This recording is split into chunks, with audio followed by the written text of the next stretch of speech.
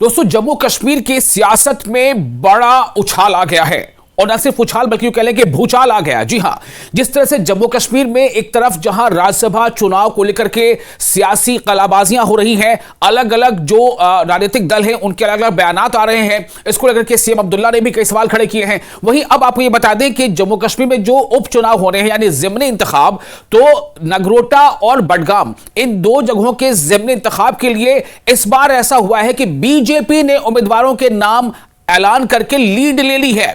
जैसे आपने देखा था कि राज्यसभा का जब चुनाव की बारी थी तो उम्मीदवारों का ऐलान करने में नेशनल कॉन्फ्रेंस ने सबकत ले ली थी, लेकिन इस बार उम्मीदवारों के नामों का ऐलान करने में बीजेपी ने सबकत ले ली है।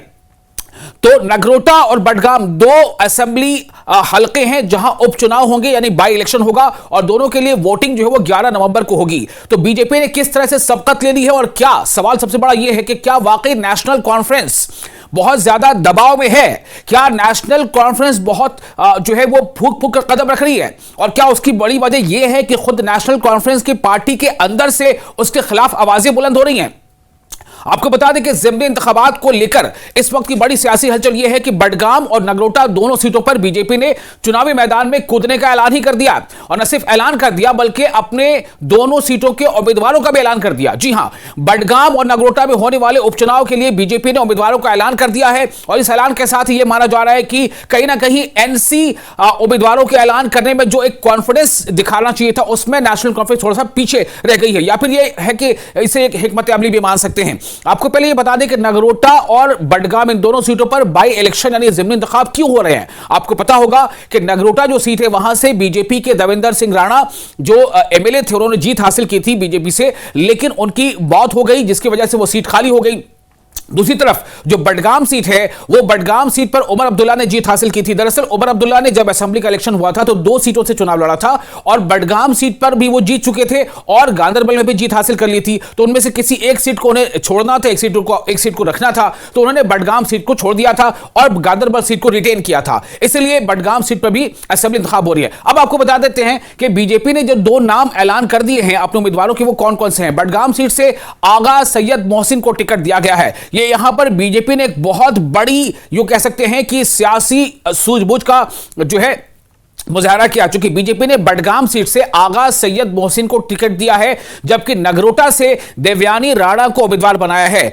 अब आपको बताते हैं देवयानी राणा कौन है। देवयानी राणा देवेंद्र सिंह राणा की बेटी हैं।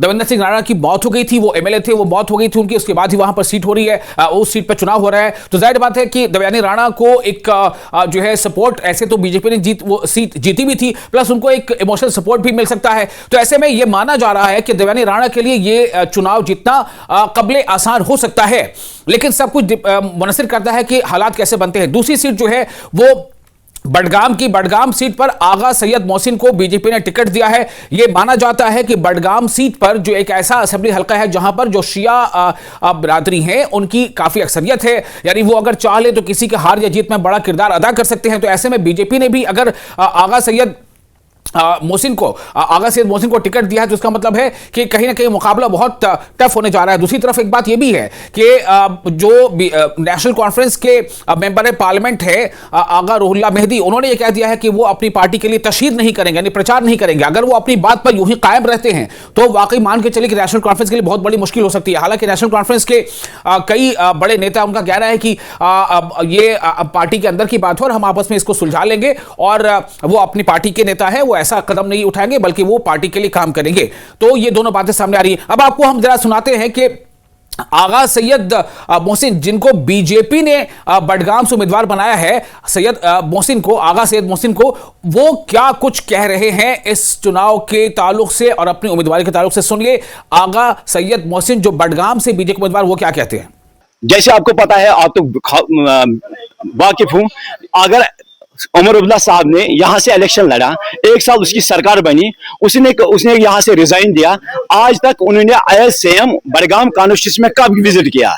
उसके बाद उन्होंने बोला हम 2-2 सिलेंडर, हमने बोला 2-2 सिलेंडर देंगे, हमने 5-5 किलो राशन ज्यादा देंगे, उसके साथ हमारे यहाँ 200 बिजली मेगावाट फ्री ऑफ कॉस्ट देंगे जो इनके पास। मगर आज एक साल, उसका एक साल से भी ज्यादा हुआ, मुझे कहीं नजर नहीं आ रहा। आज लोगों को पता है आज यहाँ नेशनल कॉन्फ्रेंस ने क्या किया, नेशनल कॉन्फ्रेंस ने क्या दिया, नेशनल कॉन्फ्रेंस ने क्या दिया, भारतीय जनता पार्टी ने 10 साल में क्या दिया। अच्छा, बिल्कुल। क्या कुछ आप मतलब मुद्दे रहेंगे, क्योंकि आपने नेशनल कॉन्फ्रेंस पीडीपी पर निशान साधा, क्या कुछ मुद्दे होंगे जिन पर आप काम करेंगे? मैं इंशाल्लाह, मैं लोगों को यही मैसेज दे रहा हूं आपके माध्यम से। आज वो एक बार भारतीय जनता पार्टी को मौका दिए, आज वो भारतीय जनता पार्टी को वोट दिए। हम इंशाल्लाह यहाँ सबसे पहले यहाँ बेरोजगारी है, वो बेरोजगारी खत्म होंगे। देखो, आपको पता है भारतीय जनता पार्टी जो हमारे डिस्ट्रिक्ट हॉस्पिटल जो 50 साल में यहाँ नहीं बना, आज उस भी काम चल रहा, वो तैयार है। इंशाल्लाह कुछ महीनों में वो यहाँ फंक्शनल होंगे। उसके साथ क्रिटिकल हॉस्पिटल 100 बेड का, ये उम्मीद ही नहीं है। आज हमारे मिरगुन से एरजाल तक जो हमारे यहाँ 32 करोड़ का प्रोजेक्ट बना, वो भी भारतीय जनता पार्टी ने है। हमें पता है, हमने काम किया यहाँ ग्राउंड पे, जो फालतूना एरिया में भारतीय जनता पार्टी ने काम किया, उसने अभी तक उसको यहाँ से नहीं मिला। इंशाल्लाह उम्मीद है कि आज भारतीय जनता पार्टी को वोट मिलेंगे। और अब आइए आपको सुनाते हैं कि नगरोटा से जो बीजेपी की उम्मीदवार है देवयानी राणा, जो देवेंद्र सिंह राणा की बेटी हैं, वो क्या कुछ कह रही हैं, इस चुनाव को लेकर वो कितनी पुरुमीद हैं। मेरे साथ इस वक्त है देवयानी राणा, जिनको आज नगरोटा से बीजेपी ने कैंडिडेट बनाया है। देवयानी जी, न्यूज़ 18 से बात करने के लिए आपका शुक्रिया, आपका बहुत बहुत शुक्रिया। ये बताइए, आज आपको ये मैंडेट मिला है, क्या कहेंगे, पहली प्रतिक्रिया क्या है?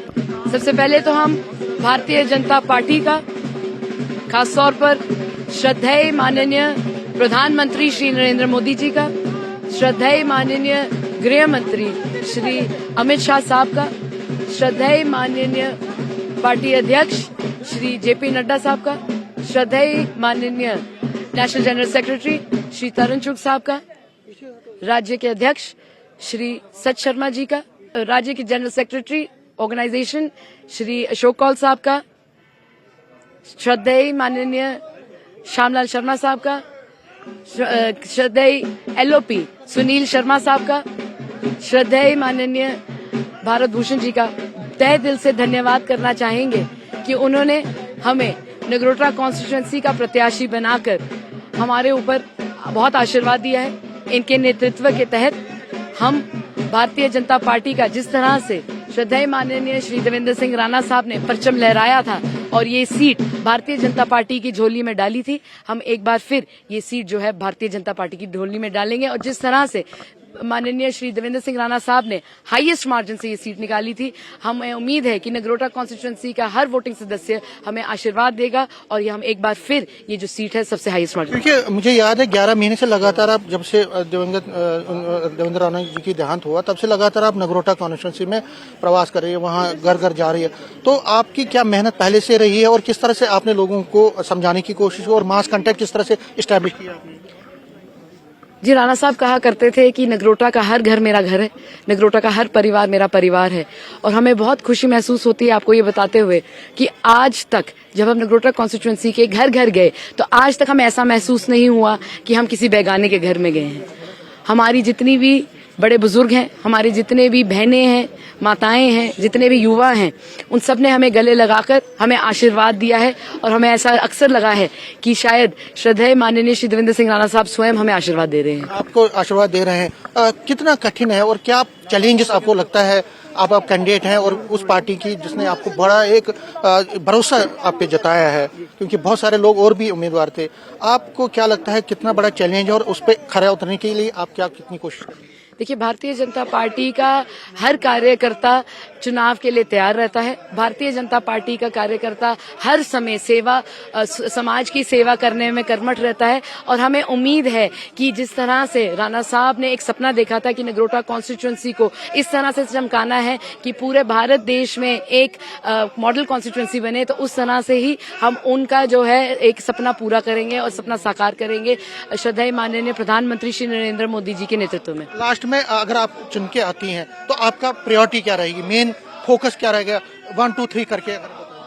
देखिए, नगरोटा कॉन्स्टिट्यूंसी जैसी बड़ी कॉन्स्टिट्यूंसी में क्या हर जो हमारी 49 पंचायतें हैं, हर पंचायत की अपनी एक यूनिक चैलेंजेस रहती हैं। हमारी टोपोग्राफी भी हर इलाके की अलग अलग है, तो हमने हर पंचायत में जाके बड़े बुजुर्गों से बात की है, औरतों से बात की है, युवाओं से बात की है, और एक जिस तरह से राणा साहब ने एक मास्टर प्लान बनाया था, उन्हीं के मास्टर प्लान के साथ जोड़कर हमने करंट स्थिति का एक जायजा लिया है, और हमें उम्मीद है कि सबके जितने भी अपेक्षाएं और आकांक्षाएं उस पर खरे उतरेंगे। तो सुना आपने, अब ये देखना अहम होगा कि नेशनल कॉन्फ्रेंस की तरफ से 2 उम्मीदवार कौन होते हैं। और इसके अलावा आपको बता दें कि इसमें अल्ताफ बुखारी जो अपनी पार्टी, उन्होंने भी ऐलान कर दिया है कि वो दोनों सीटों पर अपने उम्मीदवार खड़े करेंगे। तो कुल मिलाकर ज़िमनी इंतखाब जो काफी दिलचस्प होता जा रहा है।